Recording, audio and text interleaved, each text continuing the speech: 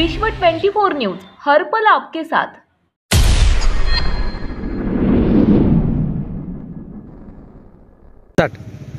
माझं नाव जमीर शेख, संपर्क प्रमुख प्रहार जनशक्ती पक्ष।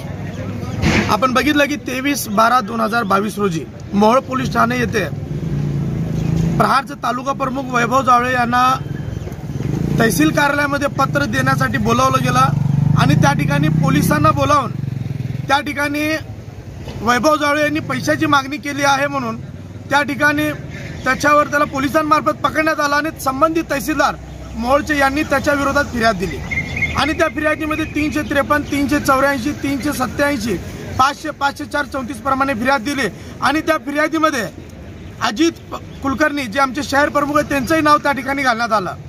त्या दिवशी अजित कुलकर्णी सकाळी 9 वाजेपासून ते 7 वाजेपर्यंत 6:30 वाजेपर्यंत त्यांच्या शेतात मुस्ती या ठिकाणी होते।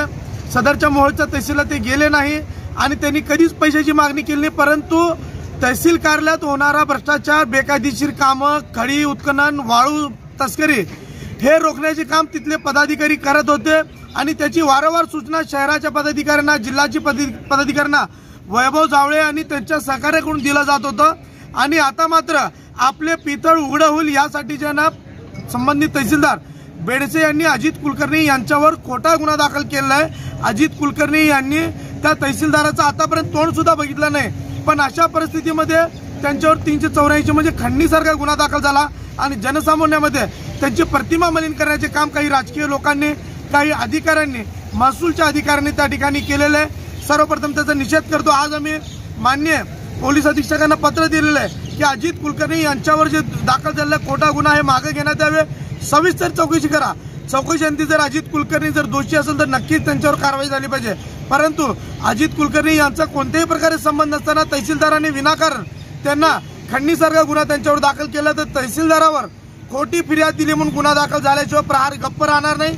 कारण हे अशा प्रकारे जर खोटे गुन्हे दाखल करून जनसामान्यामध्ये जे चांगलं काम लोकांमध्ये उभं केलं ते संपुष्टाचे काम काही अधिकारी करत असतील तर त्या अधिकाऱ्यांना इशारा देतो, तुम्ही आज खोटा गुन्हा दाखल केलाय, उद्या याचा तुम्हाला ज्यांना पश्चाताप होईल असा प्रहार मोठा आंदोलन केल्याशिवाय राहणार नाही, एवढंच मी असं। हे सर्व प्रकरण तुमचे नेते बच्चू कडू साहेब यांना माहित आहे का? बच्चू कडू साहेबांना पहिल्या दिवशी याची माहिती झालेली आहे। बच्चू कडू साहेबांनी माननीय SP साहेब, माननीय कलेक्टर साहेब आणि माननीय पोलीस निरीक्षक सायकर यांना सुद्धा फोनवर सांगितलंय की अजित कुलकर्णी यांचा कुठेही संबंध नाही आहे आणि तुम्ही याची तपासणी करा।